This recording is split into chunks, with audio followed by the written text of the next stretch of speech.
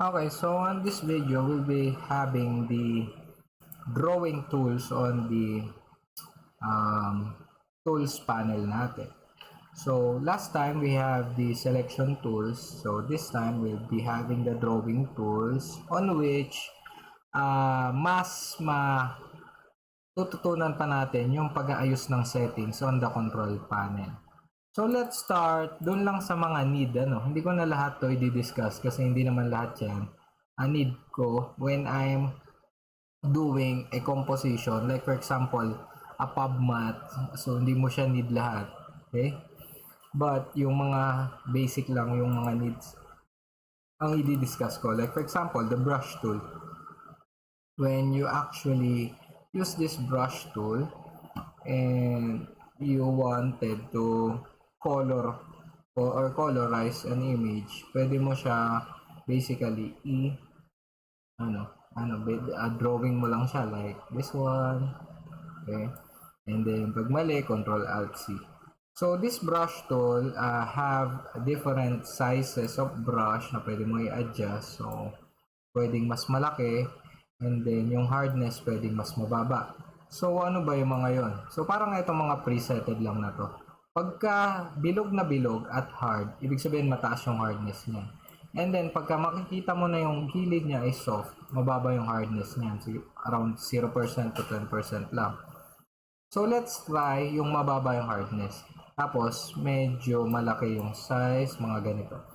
So let's try to create some blush on. Kailangan kulay pink to. Yan. So for the dog na pagkaya. So ganyan siya. Magkakaroon ka ng neon na effect using the brush tool. So ngayon, Control Alt C muna natin when we try to edit some of the control panel sa brush. Kunwari opacity at saka yung flow. Pansinin mo yung mangyayari sa brush mo. Pag mas mababa yung opacity, syempre mas malabo siya.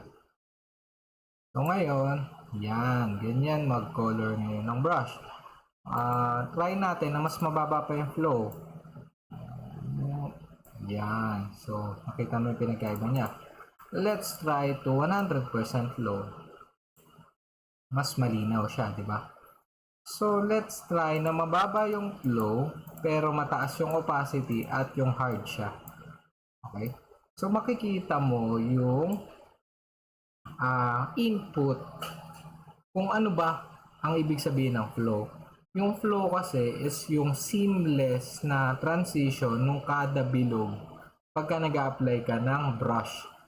So pagka mababa yan at hard, so kitang-kita mo yung mga bilog niya, di ba? Pero let's say taasan natin yung flow. So seamless na solid yung color niya. Okay, so ngayon let's say ipang glow lang natin siya. So gamitin natin to, yellow. Oh, sorry. So kung ipang glow mo lang siya, dapat low hardness. Okay? So ganun ginagamit yung brushes. So let's say madilim yung background ni dog. Di ba na-select na natin si dog kanina? So let's try na i-attach si dog dito at padilimin yung kanyang background. Pwede natin gawin yon using a rectangle. So gawa tayo ng black rectangle. Yung black rectangle natin, ilalagay natin siya dyan doon sa taas ng background natin at saka sa foreground na si dog. Okay? So sa gitna siya. Tapos babaan natin yung opacity para magmukhang madilim yung likod. Tapos si dog nag-stand out. When we try na mag paintbrush na mababa ang hardness at mababa ang opacity pero 100% ang kanyang flow. So try natin mag-input ng kahit ano. Okay? So tatanungin ka dyan bago tayo makapag paintbrush is that ira-rasterize ba natin yung shape? Kasi note yan, kahit nung nagse-select pa lang tayo na we need to rasterize the shape before we can edit. it. Okay? So, nirasterize ka na siya. So, yan. Magkakaroon ng liwanag si Dog, di ba? So, yung liwanag niya, hindi siya naapektuhan. Yung likod lang. Kasi dun tayo sa gitna niya nag-e-edit. So, when we try na yung opacity ay taasan, mas magiging matingkad pa yung kalalabasan nito. Okay, so, kita nyo. Okay, so parang umibabaw si Dog dun sa kanyang background. When actually, yung background mo naman kasi is black na binabaan na opacity. So, kung tataasan natin yung opacity, ganyan yung magiging tsura. Pero dahil binabaan natin, so damay pati yung paintbrush mo dun. Okay, so that's basically how yung brush tool would affect. Pwede siya maging ilaw. Okay, like that. So, sa mga architectural photos, pwede naman siyang i-apply as well. For now, yun muna si brush tool. Si pencil di naman masyado ginagamit. So, we just have to have the eraser tool. So, sa eraser tool, sabihin natin may rectangle dyan. Ganon din yan si eraser. Lalakihan natin yung size, hardness babaan natin, opacity babaan natin. So, kung ito si eraser at i-erase niya yung rectangle sa part na to, ano mangyayari? So, ba't siya lumiliwanag? Kasi, that's the rectangle kanina. So, pagka in-off mo yun, basically, liliwanag siya kasi nawala yung black rectangle sa likod. Okay? And then, if you wanted to glow more, pwede mo siyang i-erase. Okay, so makikita mo kung alin yung mismong subject mo. Okay, so let's try to put another rectangle dito naman sa part na to. Tapos, konti yung opacity. Yan. Nakikita niyo yung pinagkaiba niya? So, let's try to have the eraser tool once again. Again, kailangan mo siya i-rasterize for you to edit. And then, pagka tinanggal mo na to, yan, gamitan natin na eraser, di ba? Yan. Makikita nyo medyo seamless siya. Yan. And if we will be trying to darken this, pwede mo i-duplicate tong shadow mo na yan. Di ba? So, 2 beses siya. Yan. Mas na-highlight yung dog. And actually, itong dalawa, pwede mo rin naman gawin dito sa kanila yan. Basta yung likod yung kukulayan mo. Let's say, dito. Yan. Diba? Hindi affected yung nasa harap, pero sila ay nag-glow. So, that's all for the eraser tool. Sa eraser tool, pagka syempre sobrang hard niya, ang mangyayari dyan, let's try to erase this one at erase mo again dito. So, makita mo bilog na bilog yung may erase sa kanya. And then, kung ito-try mong gamitin kay Dog yung eraser tool na mataas ang opacity at mataas ang hardness, mabubura siya. Okay? Especially dito sa dalawang copy. Mabubura sila. Pero, again, pagka soft siya, mababa yung opacity, soft lang din yung mabubura dito sa poppies na to. Para silang kaluluwa. Ayan. Okay. So, let's proceed forward sa ano pa. Yun lang. Actually, yung pwede kong halos ituro dito will be the paintbrush, the eraser, and itong last thing is si smudge tool. Si smudge tool, kadalasan is that para mas maging seamless yung pinagkaiba ng background at foreground mo. Kuwari si Dog.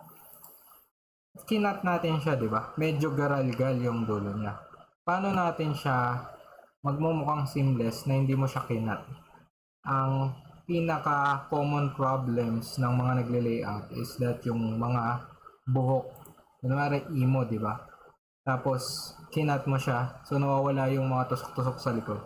And you can actually replace that using the smudge tool. Yung smudge tool, babaan mo yung size, then taasan mo ng konti yung hardness at saka yung strength, you can actually create yung mga parang himulmol na maliliit. And then kung mas tataasan mo pa yung size ng konti, mahahatak mo pa ng konting mga himulmol. Okay, so basically, kung gusto mong gawing medyo tayo-tayo ang buhok ni dog, so magagawa mo yun using this one. Diba?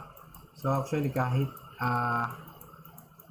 eyebrows, dyan din nagagawa.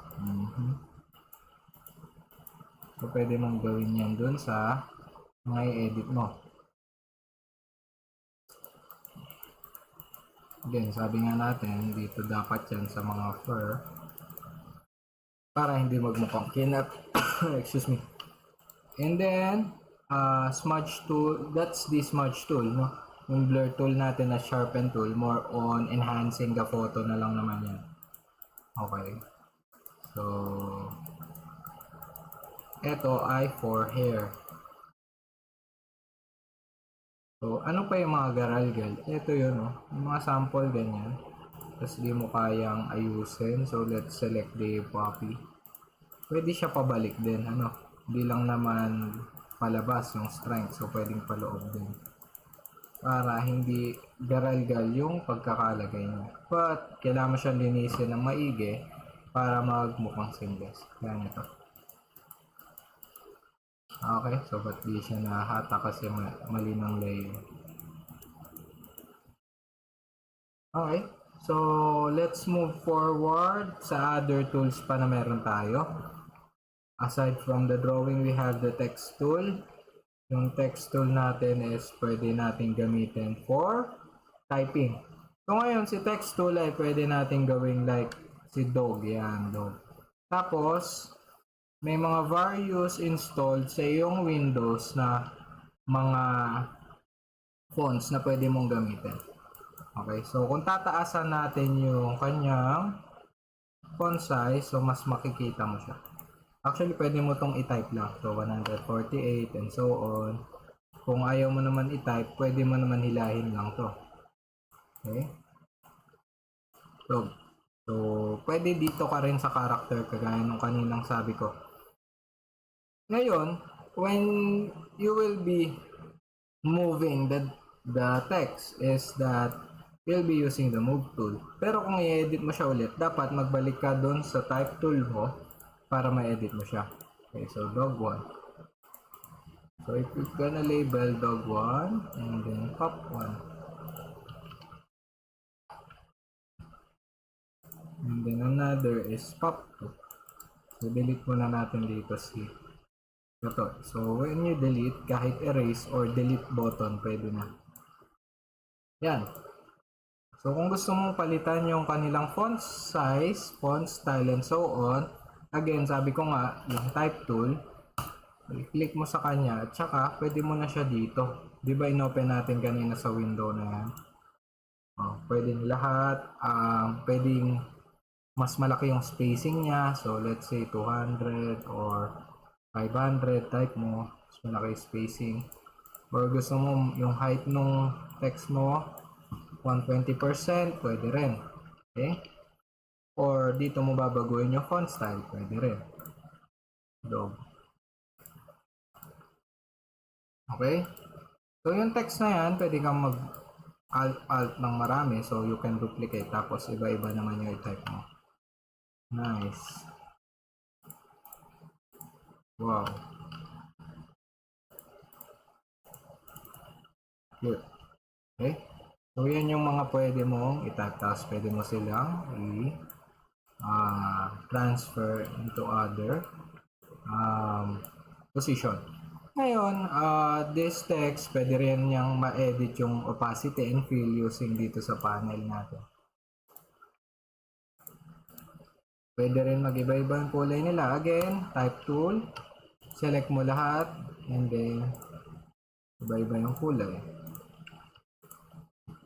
So, pwedeng mas malapit yung kulay dun sa mga color palette na meron yung dog.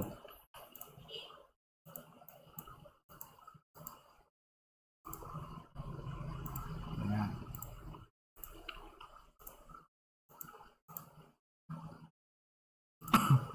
Okay? So, next natin is si pen tool. Si pen tool commonly ay ginagamit for cutting din and creating shapes. But, it's for you to explore kasi sa basics natin, hindi naman kailangan isama si pen tool. Kasi actually, for the basics, ito pa lang yung mga kaya ng mga baguhan sa Photoshop. Like, creating rectangles, yan. Yung mga creating rectangles na yan, very maganda sa mga composition. Like, yung rectangle mo na to, babaan mo lang ng opacity and it could be a good editing addition.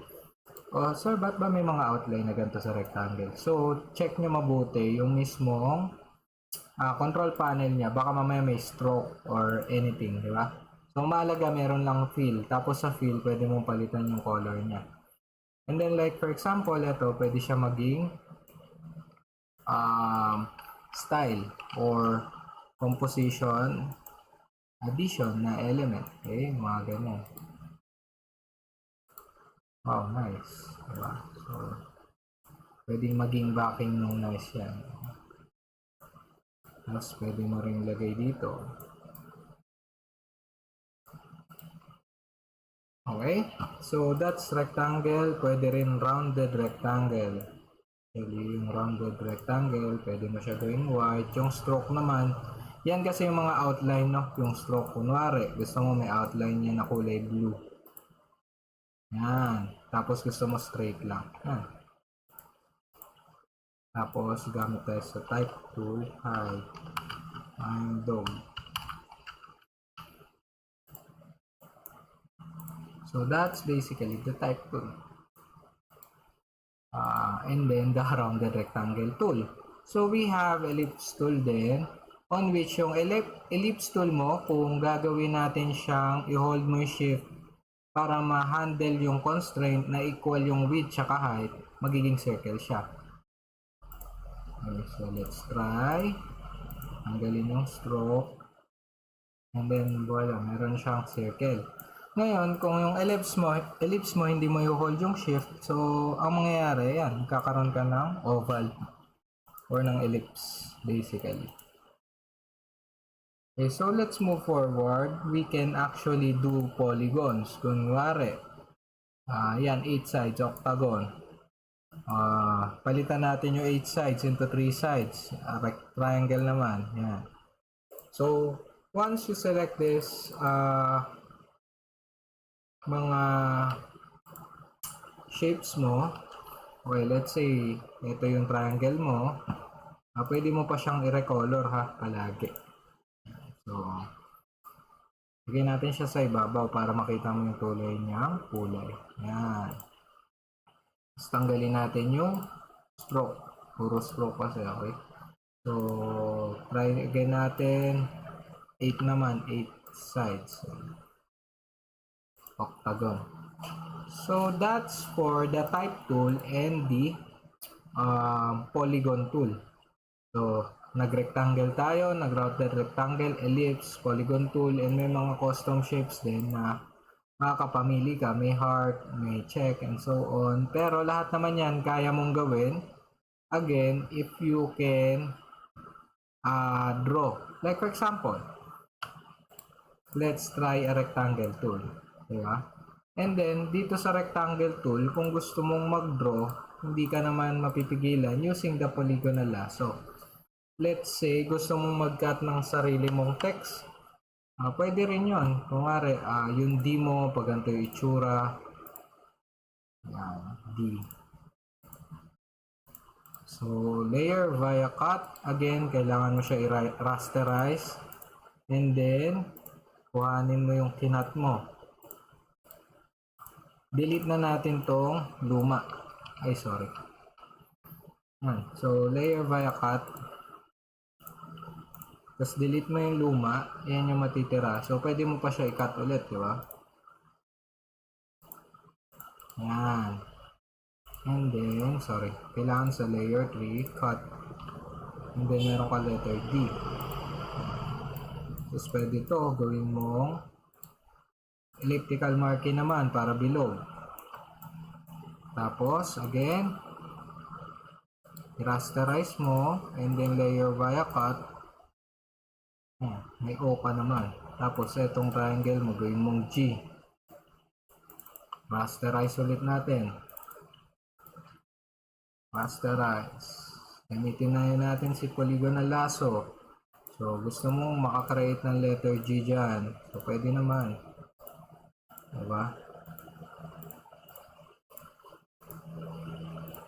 Yan. So, layer via cut. So, pagka nahiwalay mo siya, alin delete mo? Ito, set mo. Then, ito. Okay, so that's the editing part for the drawing tools and how you can actually use them. Ito nga si circle, pwede mo pa tong ibaba ng opacity and then duplicate para magkaroon ng aura effect. So that's how you can actually play your creativity using the Photoshop sa mga drawing tools natin. What we actually have here is that yung brush, the eraser tool, the smudge, the rectangle and other shape tools na meron tayo, ellipse, polygon, and so on. We have the type tool and a glimpse of a pen tool. Okay? So, yung mga bagay na yan yung mga pwede nyo i-edit for your composition. Ngayon, each and every one of those have their own control panel or settings na dapat familiar kayo. So that you'll be able to create some composition na worth seeing. Okay? So, like yung mga photo manipulation like this na magkasama sila on the photo kahit from different photos sila. And so on. Okay? So, kagaya niyan, wala pa nga yung mga shades and shadows. No? Na pag-aaralan pa natin yun in the future. Okay? So, we had the drawing tools and the control panel. On your next video, probably you will be having the other tools with the discussion of the layer panel. Kasi nagkaroon lang tayo ng glimpse dito kanina on arranging your panel. Pero much better na ma-understand ninyo on how you can actually work on your panels na hindi kayo malilito. Kagaya nito na simple lang naman yung in-edit natin pero sobrang dami ng panels na nakalagay. Okay, so let's proceed on your next video.